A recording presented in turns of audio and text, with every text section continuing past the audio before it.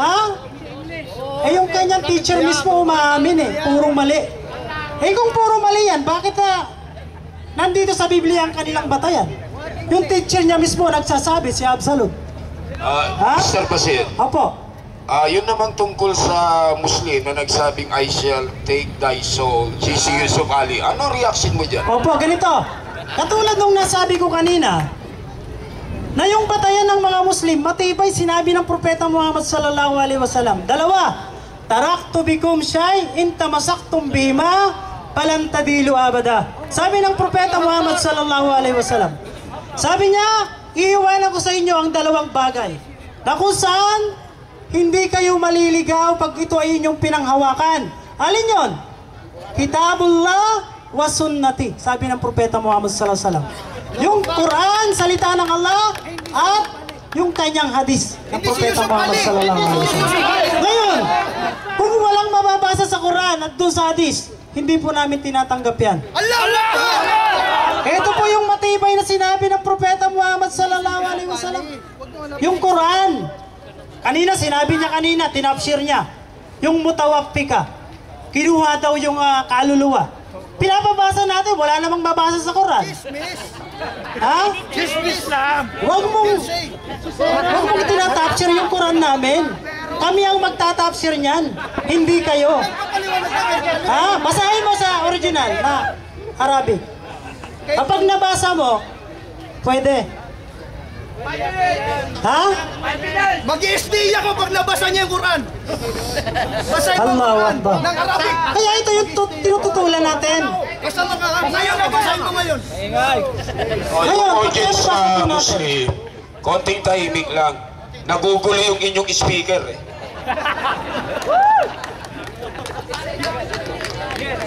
Opo, sabar lang mga kapatid. Alhamdulillah. So yun, diba?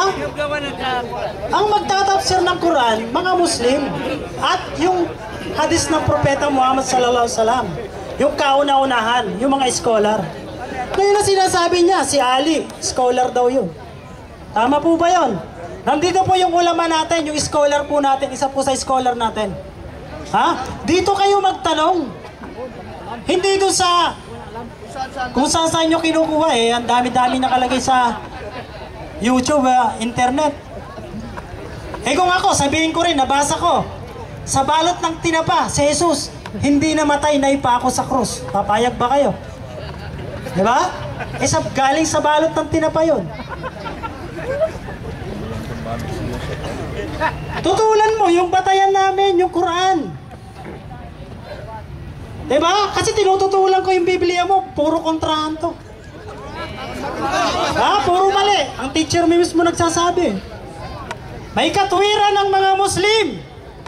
Ha? Na sila ay nagsasabi na maraming mali sa ating Biblia. Kaya umalis siya dyan sa reliyon nyo eh. Di ko alam kung nasaan na siya ngayon. Baka nagsyahada na yon. Ha? Baka nag-hajj siguro nung nakaraan na. Baka nasa Saudi siguro ngayon siya. Ha? So yun. Yun ang tinututulan namin. Yung mga kontrahan, ito pa ganito. Yung mga kontrahan po na nakalagay po dito, dagdagan natin para mas maganda. Ha?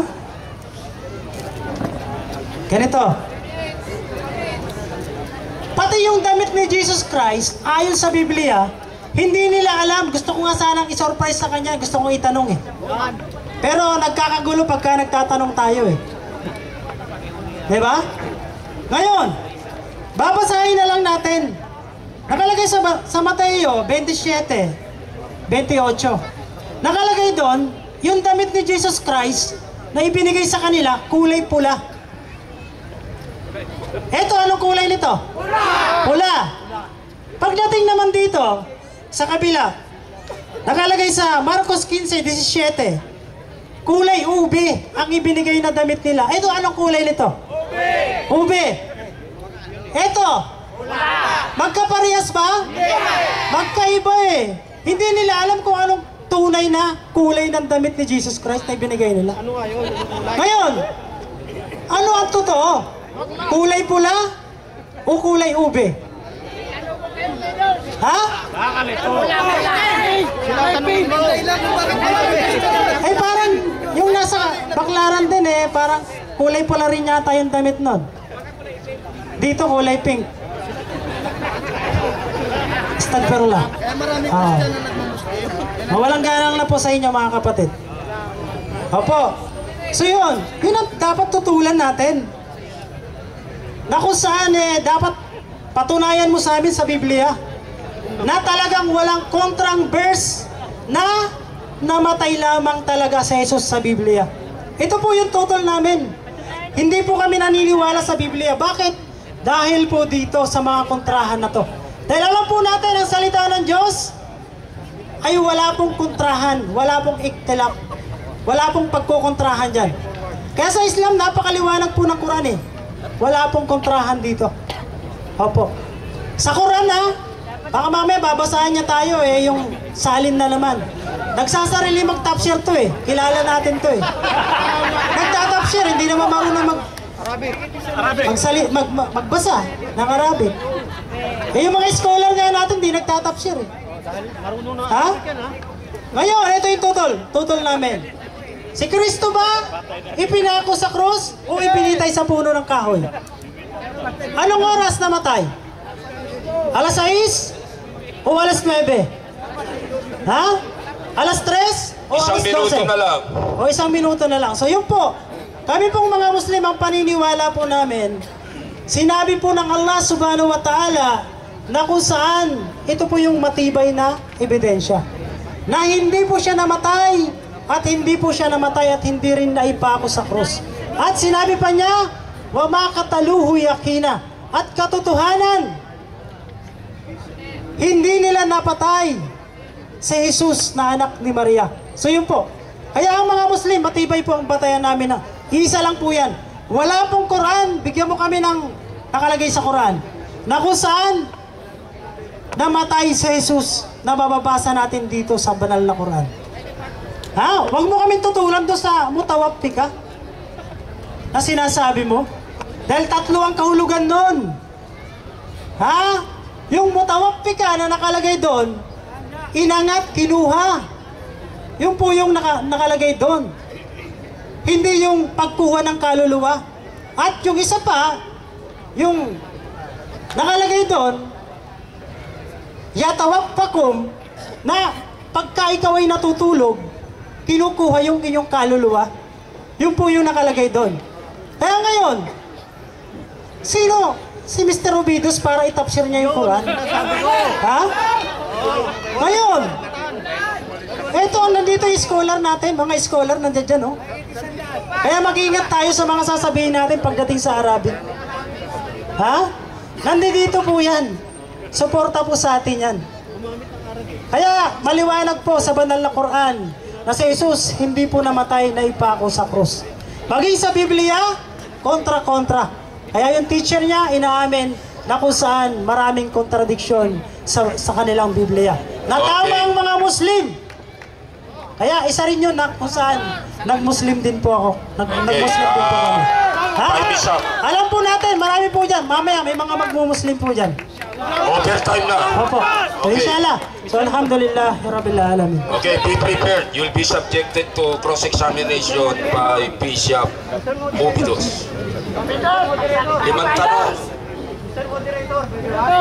Ang moderator. Mamaya po. Mamaya. May Pwede process. ba yung mga emotion nyo, pakita nyo yung pagiging totoong Muslim na mapayapa. Okay? Yung tahimik, mapayapa, at talagang may disiplina. Tama yun, tama. Hindi yun. Sinusunod ko lang ito nakalagay dito na pinirmahan nila. Okay, tapos na yung pangalawang tindig niya na 20 minutes. 5 pagtatanong. Okay, 5 question. Alright, number 1, doon sa ginamit niya sa Gawa 5:30, na ang nakalagay doon ay ibinitin sa puno. Ayan, okay. Sabi mo, contradiction. Ngayon, ang tanong ko, hindi ba pagka nakapako ka sa krus, nakabitin ka? Ang nakalagay po doon sa Gawa, ibinitay sa puno ng kahoy. Yung po yung maliwanag Sige nga, ang nakalagay doon, ibinitin. babasahin ko, sandali. Ibinitin. Ito, Babasa Tapos na ang pagbabasa, sumagot lang sa tanong. Sumagot lang. Pwede kang magbasa kung pinababasa ka ng Yan. cross examiner. Opo. Okay. Di ba pagka nakapako sa cross, yun Ulitin ay yung tanong. nakabitin? Ulitin yung tanong. Pag nakapako, di ba nakabitin yon? Sa kahoy po ang nakalagay dun eh. Hindi yung kahoy. Ang tanong ko kung Ibinitin sa nakabitin. puno ng Kasi, kahoy. Di ba pagka nakapako sa cross, nakabitin yon? Nakapako yun. May Sa kanya pala, pag nakapako, Yung kabila, sa punong kahoy. So pag ibinitin. nakapako sa cross, ay nakatapak pa sa paa sa lupa. Sa krus yung sinasabi Pag yung di isa. nakabitin, Nakabitin din. Pero yung isa, sa punong kahoy. Okay, next question. Sa punong kahoy. Yung Pangalawang tanong. Pupuntahan ngayon kita sa punong kahoy. Favorite mo eh. Yung cross na ipinako si Kristo sa doon. Saan gawang materyales? Sa plastic o sa kahoy? Opo, ganito. Plastic o kahoy? Pakiulit ang tanong. Sabi mo kasi, kontra. Sabi, kahoy, cross. Yung bang cross na pinagpakuan ni Kristo, saan gawa? Sa plastic o sa kahoy? Opo, sa kahoy po. Pero, Wala ganito. contradiction eh. Okay, Opo. next question. Next question. May gustong sabihin si Brother Basir. Sa kahoy, umaming ka. Pero, ano yung pero? Okay, yung kahoy na nakalagay dito, maliwanag yung cross. Paano, China? Sinadya na dalawang cross po yun. Yung ay, kahoy, ayun yung meron pa kahoy. nakalagay Oh. dyan, tinatapsir mo yung Yung mga aming kahoy, Biblia. oh. Huwag mo tatapsirin ang Biblia namin. Wala na ako pwede mag-topshare dito Double eh. standard ka eh. May topshare pa to? Tinatapsir mo, wala naman. Walang nakalagay topshare dalawa. dito. May dalawa nakalagay, kahoy, dalawa. Oh, sige nga. Yung Nakalagay cross, dalawang kahoy, doon sa gawa. ay ganito. 5.30. Mr. Moderator. Wala akong sinabi ko sa Oh, gawa 5.30. Nililigaw mo tao. Okay, Oh. next question. Ang liwanag na nakalagay Ang sa sabi Biblia. mo, hindi wala na, mami. Pangatlong tanong na yan. Ang sabi mo, sa ibang talata, alas 6, alas 9. Alam mo ba ang pagkakaiba ng Roman reckoning of time and Jewish reckoning of time? Okay, ganito. Hindi po yan ang paksa na. Hindi ko rin sinabi yan. Hindi pa lang niya alam eh. Ang tanong ko nga, Mr. Moderator. Hindi ko sinabi yan, Mr. Ano Moderator. problema sa kanya? Mr. Basir, excuse me, may relevance yung tanong. Ah. Kasi nga, nagpresenta ka ng mga oras-oras. Kaya may proposition si Bishop Ovidius tungkol sa kaalaman mo sa time of reckoning Apo. ng Roma at ibang Ang binasa babayan. ko po dito, Ulitin mo yung tanong. ayon sa Biblia. Alam mo ba, nasa Bible, sa New Testament, ang pagkakaiba ng Roman time reckoning at Jewish time reckoning. Opo, ganito po yung nakalagay. Yung binasa ko po Hindi, tanong ko sa lang kung Biblia. alam mo. Kasi wala Alam naman mo, akong binasa, wala rin ako nabanggit. Di ba? Nabanggit ka sa oras, di mo pala alam yung... Hindi, nakalagay sa Biblia. Jewish reckoning. Alas 6, alas 9. Alas Alam mo 3, ba, alas 12. yung pagkakaiba ng Roman at Jewish time. Hindi nga yan ang paksa at wala rin akong Hindi ko sinasabi matanong kung niyan. paksap, Mr. Moderator. Wala akong sinasabi Ang niya, tanong Mr. ko kung alam ba Moderator. niya o hindi. Yun lang, Mr. Nandiyan Moderator. ako. Wala siyang sinabi na ganito ang oras sa Roma, Opo. ganito ang oras sa Oh, Israel. kaya lang. Pero Yun nga ang problema. ang kanyang presentasyon, may magkakaibang statement ang Biblia tama yun. pagdating sa oras. Kasi Di alas hindi niya 9, alam alas ang 3. pagkakaiba ng Roman Mamaya and ka na Jewish mag-comment, magtanong ka Mamaya muna. ninyo ipaliwanag Number yan. 2, number 3 question. Sabi mo, teacher ko si Joe Absolute. Sino nagsabi sa inyo? Ha? Sino? Ano batayan mo? Ba't mo ako Ay, tinatanong? si Rashid, oh. Si Rashid Indasan. Hindi, ba't ka nagtuturo? Oh. So, galing lang sa chismis yung sinasabi mo. Eh, si Rashid mismo nagsasabi. Galing lang pala sa chismis eh. Hindi chismis yun, Kahit dahil nga si mayroong Rashid, tao. hindi nga niya alam yun eh. Naniniwala ka naman kay Rashid. Ngayon, Asan si Rashid? ang tanong, ito, related Oh, doon. nandito eh, oh. Related doon. Mamaya Sandali. ka to. Meron siyang sinasabing tao na pinagkunan niya ng informasyon na teacher ko na yun. Opo. Hindi ho siya direct witness. Kaya nga, Asan si Rashid? Si Ustad. Hindi siya direct witness eh. Okay, Okay. ano natin yun? Ibig sabihin, hearsay. Yun. Hearsay. Wala siyang pansamantala, hearsay. Hearsay. Pansamantala. Okay. Next question. Ang next question ko sa iyo. Ito. Paglima na yan, ano? Hindi. Pang-apat. Pang-apat pala. Sige, sige. Sabi mo, walang contradiction sa Quran. Surah 3:42-45. Dalawa at maraming anghel nagkipag-usap kay Maria. Bakit sa Surah 19:17 si isang anghel lang nakipag-usap? Okay. Hindi rin yan ang topic natin. Di ba? Sabi mo kasi wala contradiction Hindi, ganito. Okay. Kung di mo kayang sagutin, eto na. Hindi, ganito. May sagot kami dyan, opo. Dapat Out of sagutin yung topic yan. kanina, pinaliwanag mo yung pagkakaiba ng kulay ng damit. Hindi rin yun ang paksa. Ngayon, Hindi ko naman tinatanong sa kanya rin yun. yun naman tungkol sa akin. Bakit mo binabangon? Pero may paliwanag. Mga ready ba? Sayang yung oras mo. May paliwanag mo. May paliwanag yan. Kasi dito, kung ano man yung kulay ng damit, kay asul, kay pula, out of the question yun. Ang mahalaga, nabigang punto mo, hindi dumanas ng kamatayan. Ngayon, dinali ka naman ng tungkol sa anghel. Yung kabilang sura, sinasabi, isa lang. Yung kabila marami. How would you reconcile that? Ganito yun. Magkaiba po ng pangyayari yun. Sabi ko nga kanina, walang karapatan si Ronald Ubidos na magtapsir. Wala kayong karapatan, magtapsir ng Bible namin. Kasi magkaiba po ng pangyayari yun. Binabalik, iba rin pangyayari yung binabasa mo eh. Magkaparehas. Hindi, iba yun. Babasahin ko, gusto mo? Hindi, eto ngayon, susunod. Kaya ayaw mo. Hindi, kasi pinakita ko Last lang question. sa'yo. Mabuti Pinakita pa, ko. magtapsira na lang kayo. Tingnan natin kung sino mas magaling. Pinapakita ko lang sa I'm just giving you your own dose of medicine. Okay, next question.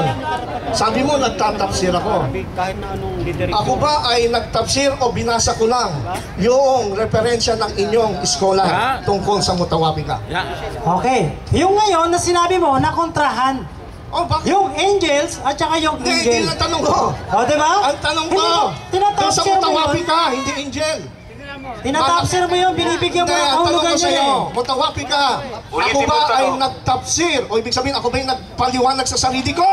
O binasa ko lang sa inyong eskola? Meron kang tinapsir yung ngayon, yung malaika, Hindi na na, eh. yung mga angels at saka yung Alis na angel. mo later. Ang tanong ko, yung doon sa Mutawapika na hindi niya masagot hanggang ngayon. Na, nung bang ginamit ko yung definition ng Mutawapika, ito ba'y sarili ko lang? O ito'y binasa ko mula sa inyong eskola? Okay, ganito. Pinapabasa nga kita kanina rito eh. Wala ka nababasa Hindi eh. yun ang tanong ko. Dinadaya niyo yung mga tao. Hindi ako Diba? nagsarili ng paliwanag. Ang tanong ko nga sa'yo, nagsarili ba ako ng paliwanag? Opo, marami O kang binasa ko ginawang lang? tapsir. Binasa ko lang naman si Yusuf Ali. So tinatatulan mo si Yusuf Ali. Nasaan ngayon yung Ang- Quran na yun, na Yusuf Ali? Kaya nga, tinututulan mo ba yung Sinabi ko nga, translation na yun? kanina, yung dalawang bagay na iniwan ng Propeta Muhammad. Wala. Dalawa. So ibig sabihin sa akin, walang problema, sila may problema. Para sa'yo may Awa yung problema. mga eskola. Kaya yan ba ang papaniwalaan nyo? No. Okay, wala na ba pagtatanong? Wala na. Okay. Pare sa Cebu Bago ka magsimula, Brother Basir, tinatanggap mo ba yung authority ni Yusuf Ali? Ganito po. Kasi dalawa nga lang po yung bagay na iniwan ng Propeta Muhammad sallallahu alaihi wasallam. Yung Quran at yung Hadith. Yun lang po. Okay, wala nang iba pa. Opo. Okay, salamat. Oras mo na. Pag tinanong niyo naman si Yusuf Ali, ginagamit din niya yung Quran, yung Hadith, at yung Quran. Dalawa lang yan eh. Pero kung tatanungin niyo, sino may mas karapatan mag-translate at magpaliwanag? Si Bashir o si Abdullah Yusuf Ali? Si Abdullah Yusuf Ali ay nag-translate ng Holy Quran. Si Bashir ba nag-translate? I think wala siyang karapatan. Kaya kung tatanungin natin ay kung sino ang mas paniniwalang authority na nagpaliwanag na ang Mutawafika means death or die, walang iba kundi yung mga authorities, hindi siya. Siyempre hindi niya aaminin na mali siya, debate ito eh. Quran, ikaw hindi. Relax lang po ang puso po ninyo. Ang puso. Huwag niyo. Eto, papaliwanag ko. Ito po yung tinatawag na style ng mga Muslim, red herring. Naman na ito kay Ahmed Barcelon. Ang red herring, nakakatawa nga yung mga Muslim na debaters dito sa Pilipinas kasi yung mga pinapanood ko sa ibang bansa, yung mga Amerikan, talagang napaka-tatalino. Hindi sila nagtatanong, marunong nga ba mag-Arabic? That's red herring. Red herring means, bakit mo dinadala doon yung kausap mo, meron siyang issue, binabangon. Binabasa lang naman niya yung mga referensya, gawa mismo ng mga inyong personal. Tapos pagbibigta ka niya, kami nagsabi lang. That's red herring. Ang tawag po doon ay, ang tawag po doon is strawman argument. Brother, sabar lang. Okay. Kaya wag mo akong pababasahin ng Arabic dahil yan ay panlilin lang Kasi mas magaling Ang ipabasa mo, yung binabasa ko lang naman, yung sinasabi ng inyong mga scholars. Actually, eto po, kaya nga yung moderator, tinatanong ka, hindi mo pa rin masagot. Hanggang ngayon. Oh, eto, different translators ng Mutawafika, no? Na mga Muslim din. Tapos sasabihin niya, o sige, basahin mo nga, nagtatapsir ka. Hindi ako nagtatapsir. Binabasa ko lang yung mga scholars nyo. Ba't kayo nag-aaway-away? Yun lang naman gusto ko ma-expose sa inyo. Sabi ni Rashad Khalifa, Surah 355, I am terminating your life. O, biruin mo, I am terminating your life. Si Shakir naman, isang translator ng Quran. Hindi naman siya translator. I am going to terminate the period of your stay. Si Sher Ali, translation din ng Quran. Si Sher Ali, anong pagkaka-translate niya? I will cause thee to die a natural death. Kaya nga yung matinding kalaban nyo, yung mga Ahmadiyya movement, matinding kalaban nyo yun. Nakipanood kayo mga debate nyo sa YouTube, tsaka yung mga Sunni. Ito pa, si Muhammad Asad. Si Muhammad Asad translation, kinikinala ito ng alim.org. Yung gumawa ng software na nag-consist of 5 hadith and many different translation ng Quran. Ang translation niya sa Surah 355, verily, I shall cause you to die. Sino yun? Ilan na to? 5 na. Kasama sino sa pali? 6. Pang-7.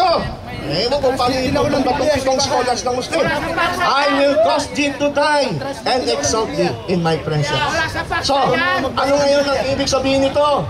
Sila nagkatalo, nagkokontrahan, kaya hindi ko na problema yon. Kaya nga bumalik. Pinaalam ko lang sa inyo mga kapatid na Muslim, hindi ho matatag ang inyong paninindigan.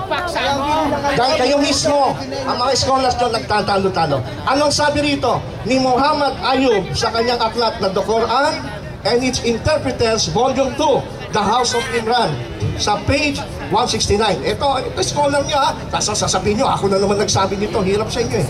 As has already been noted, both the Quran and Islamic traditions have contested the crucifixion and its theological implications. Commentators, however, have difference regarding the meaning of the word mutawafik. I will receive you or cause you to die. They also differ concerning the identity of those who follow Jesus and those who have rejected faith. The view that God caused Jesus to die is reported on the authority of Ibn Abbas. Kinokontra niya yung pinsan ni Muhammad. Mismo na inyong propeta si Ibn Abbas. Estudyante at pinanalangin mismo ni Muhammad na siya ay mag-interpret ng Quran. Anong sabi ang authority ni Ibn Abbas? Na ang tamang translation ng Mutawafika, I will cause you to die. Yung mga naririnig nyo ngayon, modern Muslim na yan. Hindi na yan original. Dapat doon kayo maghinig sa original. Magbasa ka ng Quran. Pinasa ko nga, ito yung mga scholars nyo. Ito pa sabi, Ibn Ishaq mistakenly report that Christian claim that God caused Jesus to die for 7 hours. Si Ibn Ishaq, ito naman po ay authority when it comes to the biography of Muhammad. Ang sabi niya, ang kanyang interpretation, God caused Jesus to die for 7 hours. Mas mahaba. 7 hours. And then, God brought them already. So, ibig sabihin mga kapatid, ito, hindi ko sarili ito. Kaya yung, babasahin niyo ako ng Quran, nagtatapsir ako, that is strawman argument. Strawman argument, pinalalabas niyo, ganun ako kababaw, para kunwari matalo niyo ako. Pero it doesn't change the fact na ang mga early Muslim scholars, buksan nyo ng isip at puso nyo, kayo mismo hanggang ngayon, hindi nagkakaisa sa meaning ng Mutawafika. Ang mga unang mga sahaba ni Muhammad, they believe that Jesus died. Kayo ngayon moderno, hindi na kayo totoong Muslim. Kaya maraming Kristiyano nag-Muslim. Kaya po, ang sabi niya, maraming meaning ng Mutawafika. Siyempre, panalabasin yung marami. Pero isang Muslim scholar, sabi rito, si Neil Robinson sa Christ in Islam and Christianity, page 117 and 18. Paano natin malalaman yung meaning ng Mutawafika? Sabi niya, based sa context. Sabi niya sa number 1, sa form number 6, tawafa, occurs 25 times as a infinite verb and once as an active participle. Number 1, with angels or angelic messenger as the subject, it means receive or gather or at death. Pagka ang subject ng context ay angels or messengers, ang meaning ng mutawafika ay to gather at death. Kunin. Kaya nga sa Quran na Tagalog, at ako yung kinuha. Sa kahit nga sa Tagalog, di ba? Ay, ang bait-bait mo, sana kunin ka na ni Lord. O pag sinabi mong gano'n, hindi siya namamatay. Oo, kita nila. Ngayon, number 2, meaning ng, ito pinabasa ko lang, yung pagpipinta ng invento ko to. Pinabasa ko lang at pakinggan nyo. With God, ito naman, context. With God, as the subject, it seems to mean to receive in death or cause to die. To receive in death or cause to die. So ibig sabihin, eto hindi ko sarili, binabasa ko lang. Baka kasi hindi nyo nabasa itong mga Muslim scholars nyo. Yung palang mutawafika, ang kanyang kahulugan, mamalaman nyo based on context. Pag ang context ay anghel at ang context ay Diyos, it means die. Kaya tama po, si Abdullah Yusuf Ali, si Rashad Khalifa, si Sher, sila Muhammad Asad, na i-translate nila ito na I will cause you to die. Kasi yun ang context doon, ang Diyos ang kumukuha kay Kristo. Yan hindi ko sariling na to, scholar nyo to. Kaya yung style na parang pinalalabas yung ako'y marunong sa tafsir, hindi ho ganon, mababaw po yun. Red herring ang tawag doon. Kaya yung sinasabi na, eto may sinabi siya, yung si si Job sa lugar teacher ko, that's red herring. Sa inyo wala Hearsay, chismis lang pala yun hindi pala totoo. Alam nyo, yung libro ni Joab Salud na Ugat ng Suliranin sa Biblia, hindi ho tinatanggap ng Seventh-day Adventist Church yun. Ay maraming sekta. Kung alam niyo yung background nun, hindi ho yun official book ng Seventh-day Adventist. At si Joab Salud, sarili lang niyang opinion yun. Kung papaano ang mga ibang Muslim, kagayan si Ibn, meron akong nakita sa National Bookstore na Muslim, kini-question niya yung Quran. Kagaya po si kaya nga po, kita niyo, hindi nyo alam. Of course, hindi nyo alam. Ngayon, ibig ba sabihin yun din ang paniwala ng buong Muslim? Of course not. Hindi paniwala yun. So, ibig sabihin, yun po yung paniwala lang ni Job Salud, hindi ho namin paniwala. Tahimik lang, brother Muslims. Bahala si Brother Basil kay Uguidos. Okay? Hindi ho namin stand yun. Kaya wala hong punto na gagamitin mo yung libro ni Joab Salud dahil magkaiba kami ng stand dyan. Hindi ho yan ang stand ng Seventh-day Adventist Church. Kagaya mo, ang stand mo, si Kristo hindi namatay. Pero yung original stand ng Muslim, namatay si Kristo. Walang stand mo lang yun. Hindi official na stand ng Muslim. Kaya questionable po yun, mga kapatid. At sana po dapat inyong pag-aralan to. Hindi ko sinasabi to para saktan ang inyong damdamin. Ginamit din po niya. Ginamit din po niya yung Gospel of Judas kanina. Muslim na naniniwala. Talagang paborito nila si Judas. Una, siya yung napako sa krus. Paul yan lang. Walang original na Muslim. Si Judas napako sa krus. Ngayon si Judas may gospel naman. Alam mo ba, pag binasa mo yung Gospel of Judas, it was written 200 years after the time of the apostles. After the time of Jesus Christ. Kaya hindi ho reliable yan. Ito po ay isang, kung tawagin ito ay Gnostic Gospels. Ano po? Bakit po ang Gospel of Judas hindi naniniwala na si Kristo ay na-crucify? Ito nga po mismo ang magpapatibay ng aming paninindigan na si Kristo ay tunay na namatay. Bakit? Ang Gospel of Judas po ay sinulat ng mga Gnostics. Sino po yung mga Gnostics? Ang mga Gnostics po, sila po yung mga sekta ng Kristyanismo na tiniwalag at hindi tinanggap ng mga original na Christian dahil ang turo nila, hindi totoong nagkatawang tao, si Jesus Christ. Dahil ang paniwala ng Gnostics, ang evil, yung flesh, yung holy, is yung spirit. Kaya sabi nila, si Jesus Christ, hindi totoong siya ay napako sa krus. Kaya ibig sabihin lamang nito, mga kapatid, yung katuruan ng Muslim ngayon ay galing sa mga Gnostics na heretic Christian kulto noong 2nd century. Dito mo na, di na numumina ang case nyo. Hindi pala galing talaga sa yung Gospel of Judas, parang Gospel of Barnabas yan, chismis.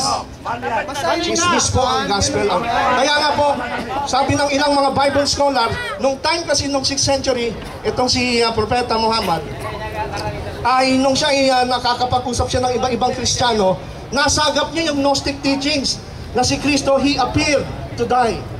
Kaya nakapasok ngayon sa Quran yung turo ng Gnostic teachings. Hindi nyo in-adapt yung first century Christian. Ang na-adapt nyo yung mga heretic cults, teachings. Kaya yan po, dapat maging mapagbantay tayo sa bagay na yan. Ano ho? Dahil yan po ay isang heresy. Hindi po totoo na iyan ay itinuro ng mga Christians. Ngayon, bakit natin papaniwalaan ang Quran na magpapatotoo sa crucifixion? Unang-una, sa edad pa lang. Ang Quran sinulat po 600 years pagkatapos maganap yung crucifixion. At ang layo sa distansya ng Jerusalem sa Saudi Arabia ay 2,800 kilometers. Paano mong after 600 years biglang may lalabas na propeta, susulat ng libro, sasabihin, hindi totoong napako si Kristo sa krus. Samantalang yung crucifixion, nangyari po ito during the first century. During the first century nangyari. Tapos merong isang na mag-aangkin sa Saudi Arabia na hindi naman niya nakita, na hindi naman niya nasaksihan yung aktual na eksena, sasabihin niya, hindi na pa ako si Kristo sa krus. Nakita mo? Ano yun? Hearsay. Mahilig sa hearsay.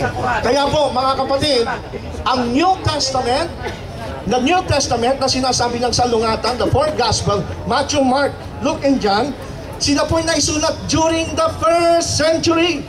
Buhay pa yung mga taong nakakita nung si Kristo ay ipako sa krus. At sila'y nabuhay nung time na yon, malapit sila, nakasaksi, nakita talaga nilang may pinako sa krus na anak ni Maria. Etong si Muhammad sa Saudi Arabia 600 years ago, sa Saudi Arabia pa 2,000 kilometers ang layo, sasabihin hindi nangyari ang crucifixion. Sa isang talata lang ng Quran na mahina pa, nagkatalo-talo pa, nagkukontrahan. That is amazing. That is more than a miracle. Kaya ang hamon ko kay Bashir, para masabing totoong kontradiksyon yung sinasabi mo, ang basahin mo, wag yung mga kulay pula, kulay violet. Nasa Biblia. Ayun. Hindi ka lang ang pag-aaral ng Biblia. Ang hamon ko sa iyo, eto, basahin mo. Yung four Gospels, Matthew, Mark, Luke, and John, bibigay ko na sa talata para basahin mo pag-uwi mo sa bahay, assignment mo. Matthew 27:50, sinasabi ron, Jesus died. Mark 15:37, Jesus died. Luke 23:46, Jesus died. John 19:30, Jesus died. Asan ang kontrahan dito? Ito ang tutulan mo. Dapat, Bishop Ovidius, ano ang reaction mo? Ovidius, Ovidos. Ano ang reaction mo doon sa Gospel of Barnabas na doon nakasabi, Jesus did not die? ang Gospel of Barnabas po, Mr. Moderator, gawa ng isang Spanish Muslim noong 14th century. Doon pinalalabas nga niya na si Muhammad ang Mesya, hindi si Kristo At si Judas Iscariote ang napako sa cross doon sa Gospel of Barnabas. Spurious ganyan, marami ng Muslim hindi gumagamit at kinahihiya na yan. Okay? Kaya ang hinig sa mga chismis, haka-haka, kuro-kuro, sa inyo kumakapit yun. Yung sabi ron sa Surah 4:157, nanginiwala sa haka-haka, kayo yun. Hindi ka marunong magpasa ng Quran. Yung, ito hamon ko sa kanya. Itong Matthew, Mark, Luke, and John na kapwa nagsasabing namatay si Kristo, tutulan mo ito. Palabasin mo nagkontrahan sila. Huwag yung mga side issues. Kasi ang nangyari sa'yo, parang ganito. Yung nangyari sa Titanic, alam niyo yung pinakamalaking barko, lumubog, Titanic. Nung nangyari, lumubog ito noong mga 1914, yung mga nakasurvive, iba-iba rin sinasabi. Ang sabi nila, yung Titanic lumubog buo. Sabi naman ng ibang witness, yung Titanic nabiyak muna sa dalawa, tsaka lumubog. Nagtatalo sila. So sasabihin niya ni Bashir, ba't ang sabi ng isang lumubog na buo? Ang sabi naman ng isa ay nahati sa dalawa. Kaya hindi totoong lumubog ang Titanic. Is that logic? Another amazing. Tayo na. Sabakat, iba lang ba yung kulay ube, kulay ganito, oras. Hindi na napako si Kristo sa cross. That's not essential. Ang tawag po dyan ay peripheral, non-essential. Doon mo puntahan sa pinaka-core, yung pinaka-importante na binasa ko sa yung 4 na talata. Matthew, Mark, Luke, and John, pare-pareho sila, walang contradiction. They believe that Jesus Christ died on the cross.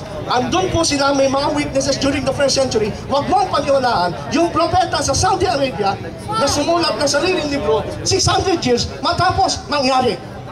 yung kamatay ni Kristo. Ano oras? Alas 6 ng umaga, ayon sa Roman reckoning. Ayon naman sa Jewish reckoning, 3 oras. Kaya wala akong problema. Ang problema niya, hindi ko alam ng speaker niyo kung anong pagkakaiba ng Roman at Jewish reckoning. Last 2 minutes. Yan ang problema niyo. Kaya bago kayo pumatayos ng Biblia, pag-aralan niyo ang background.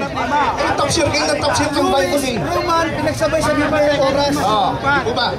2 minutes ba? 1 minute na lang. Okay, so sa 1 minute po na ito, ay meron pa sana akong babasahin si Al-Tabari. Si Al-Tabari ay kilala pong Islamic historian. Alam niyo po ito, lalo na yung mga Jewish, mga Muslim scholars. Si Al-Tabari, babasahin ko mamaya sa inyo sa aking pangatlong tindig. Naniniwala siya na si Jesucristo ay namatay sa krus.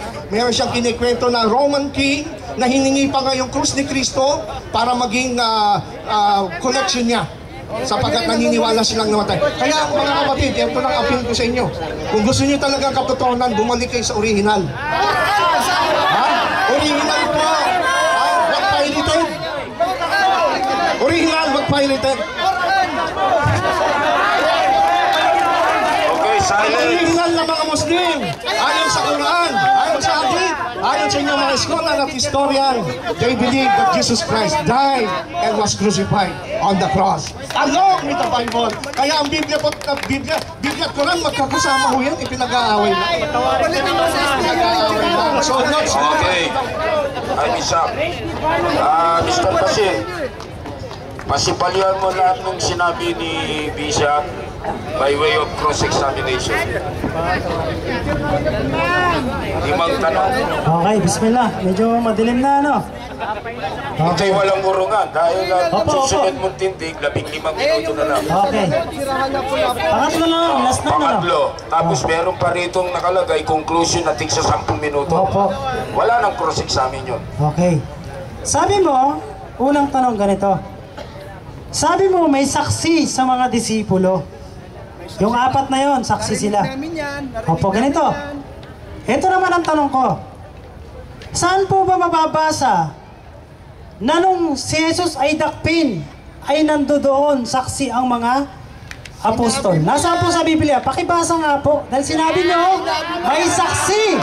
Nasaan ngayon yung saksi? Okay. Tahimik, sasagutin ni Bishop. Okay. Ang saksi wala sa Channel 7, nandito. Huwag kang parang bata. Marcos 14, 53, 54. Babasahin ko, Mr. Moderator. Pinababasa niya. Ang sabi po rito, siya walang nakita, ako meron.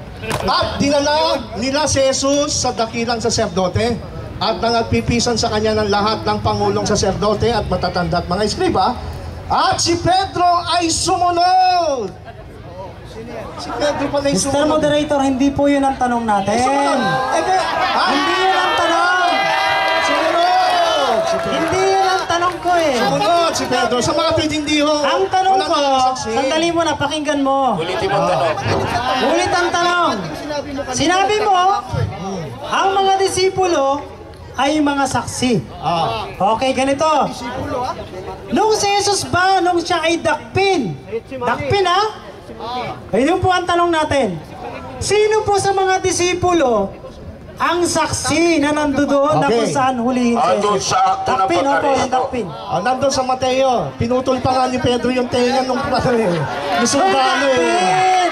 Buti wala ka Kung ron. siya ay hulihin. Hindi, ibig sabihin, nung hulihin nga siya. Paliwanag, nasaan yung verse sa Biblia? Nasa Mateo. Pangalawang tanong, nasagot na yung una. Nasaan yung verse? Basa! Na silang mga apostol ay saksi na si Jesus ay dakpin. Yung po yung Ito nga, paliwanag na tanong natin. ito naman, kanina Marcos, ito dadagdagan ko talata. 1:18, ang sabi, 15, at sumunod si Simon Pedro kay Jesus. Dakpin po. At gayon din ang isa pang alagad. Hindi yan ang tanong alagad natin. na yun ay kilala ng dakilang sa Hindi yan ang tanong. Ito, at pumasok na kasama ni Mr. Jesus. Moderator! Hindi nag-iisa si Jesus. Mr. Kasama. Moderator! Hindi ba ang tanong mo, Brother Basiles, sino nakasaksi? Opo, yung dakpin po siya. Opo. Nung hinuli na talaga. Nasaan yung saksi ng mga disipulo. Nga oh, Asan? nasa ko na sa Juan 18. Kaya Walang nakalagay dyan, huwag mo kami lukuhin. Hindi! O ito, dadagdagan ko talata ko, Mr. Moderator, sa 4, 18.4 ng Juan. Si Jesus nga na nakatataho ng lahat ng bagay na sasapit sa Kanya, ay lumabas at sa Kanya sinabi, sino ang inyong hinahanap? Asan yung At saksi sinagot doon? niya sila, Asan yung si Jesus takpin doon, Patagang Mr. Nazaret, Moderator? sinabi niya, ako Asan na! yan? Ako Asan? na! Oh, at dinala siya muna kay Anas. Pagka dinala, dinakit siya. Nasaan? Huwag ka magtataksalita. Wala nakasulat yan dyan. Moderator's decision. Opo. Nadala na eh. Ha? Nadala na. Nadala na nga eh. Iibahin na naman yung meaning eh. Yung saksi po. Bishop, sandali. Oh. Brother Basir, sino yung tinaga ni Pedro sa taiga? Alam mo ba yun? Baka hindi ka- Opo. Yung isa sa mga Romano ng sundalo po. Okay. Pero yung tanong po natin, hindi po yun eh. Ang tanong natin, yung mismong dakpin na sa Jesus, Ito na nga. ha? Ayun. Yun po, yung tanong sinasagot. natin.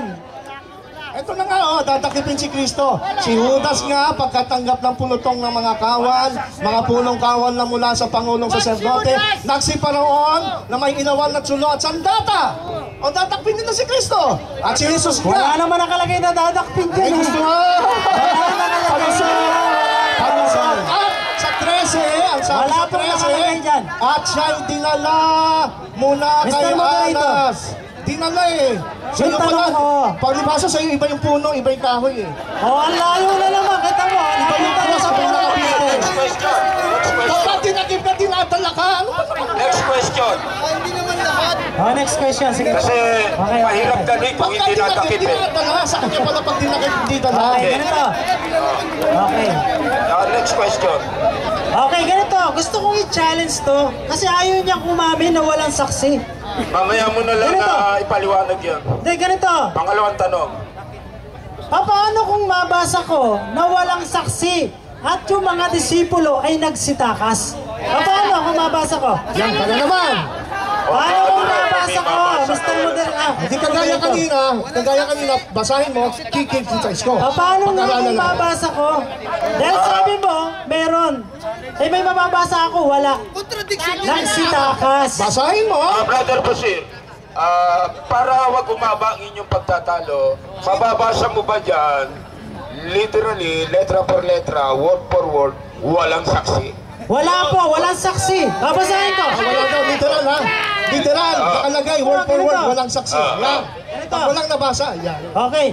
Sige, Yung basahin saksi mo. ha. Malaking Ganito. puntos mo yan, Brother Basir. Opo, hindi alam ni Mr. ni Obidos. Yung salitang walang Huwag mo saksi. tatapulin Wala po. yung... Ganito. Okay. Opo. Marunong kayo magbasa ng Biblia, ikaw, Quran, hindi ka Bro, marunong. ilaw. Okay. 10 Ganito. audience. Babasahin ko. O gusto niyo moderator, kayo na bumasa. Pagkatapos ko, ikaw na bumasa. O ganito. Ay, tiwala naman kami sa iyo eh. Okay, ganito. Okay. Datapuat, nangyari ang lahat ng ito upang matupad ang mga kasulatan Anong talata? ng mga propeta sa Basta- Mateo 26, Okay. 56. Sabi ko sa'yo, matututo ka sa mga Muslim eh. Mas matututo Hindi mo alam eh. Bakit mo tinatanong? Oo, tama. Matututo ako ng mali.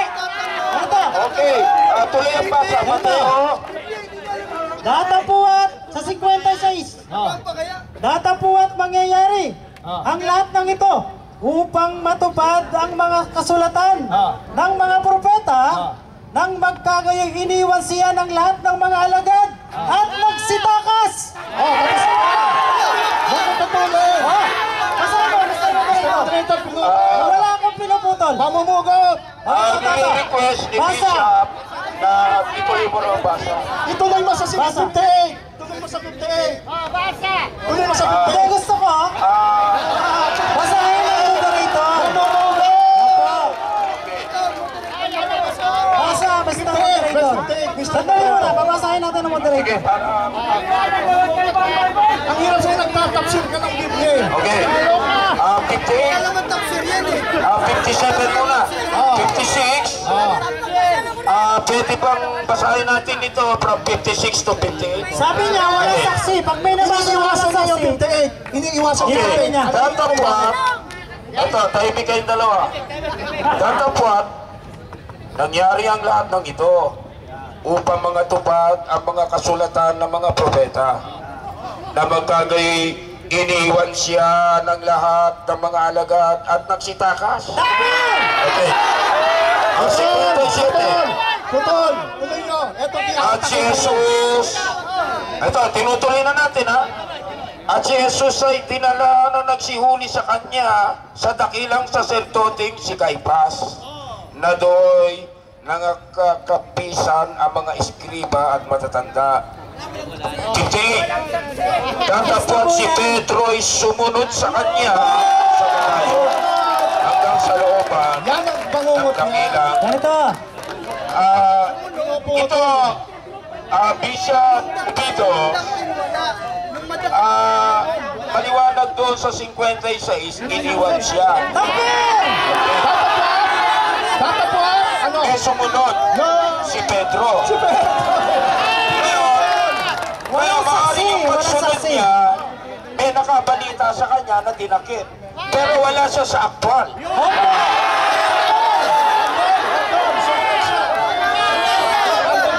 Ito, kung sumunod, di ando doon siya sa aktwal na pangyayari. Pero ano, kaya siguro sumunod dahil wala siya doon. O, diba? Sumunod! Datapwat! Kaya ang salitang datapwat eh! Alam niyo ba yung salitang datapwat? Andito nga, iniwan siya at nagsitaka sa mga alagad. Ano yun? Umalis muna sila pero si Pedro bumalik, sumunod! Walang saksi. Walang saksi. Kaya hindi ko pang wala sa siyang wala lang.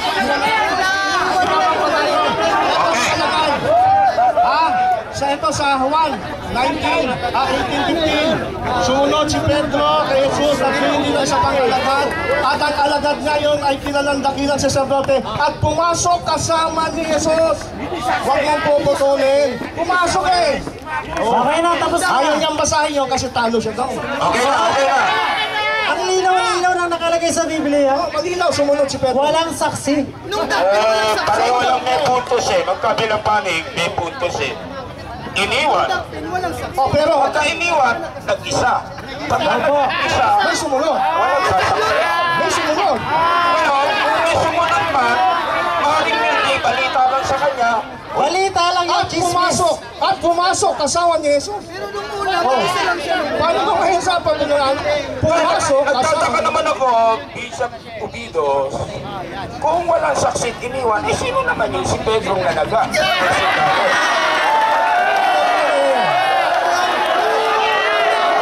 Sige nga. Oh.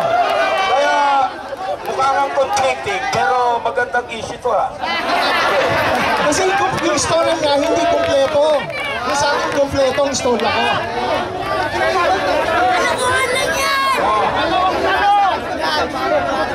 Di bale, may tanong ka pa.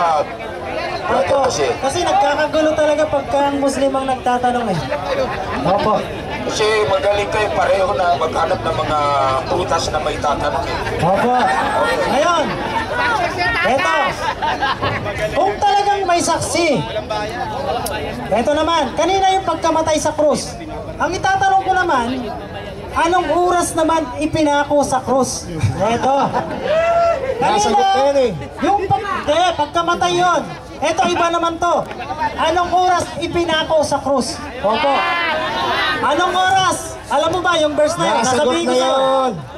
At sagot ko na nga po dyan, Mr. Moderator. Yeah. Roman reckoning of time, and Jewish reckoning of time. Tinatanong kita sa Biblia. Mamaya ka na magpaliwanag. Wala doon sa oras na pugto, hindi nga. Nandun doon sa oras naman na ipinako sa krus. Siyempre, nung ipako, buhay pa eh. Anong oras daw siya pinako sa krus? Alas 9 ng umaga nga. Sa kanya kasi, pag sinabing pinako, namatay na. Magkaiba po yung So, pagkapako. nung ipako siya ng alas 9, buhay pa siya. Oo, namatay siya alas 3 ng Siyempre, bakit hapon. mo naman ipapako kung paano na? Tama. Mr. Moderator, Nalilito kasi siya doon sa pagkapagod pagkamatay. Sa kapag napagod, patay na. Tinatanong niya kasi anong oras Anong oras? Sagot ko lang kaya eh, alas 9 ng umaga. Naipako, namatay siya alas 3. Sa'yo kasi pag sinabi patako, patay na agad. Hindi naman yun ang tanong natin eh. Pero tama ako. Ang tanong Ha? natin, anong oras namatay? Anong oras ay pinako sa krus? nasagot yung tanong, hindi nga lang siguro nakapasa sa standard mo. Namatay pinakuraw alas 9. Okay, sabi niya Ngayon, alas 9. namatay ng alas 3.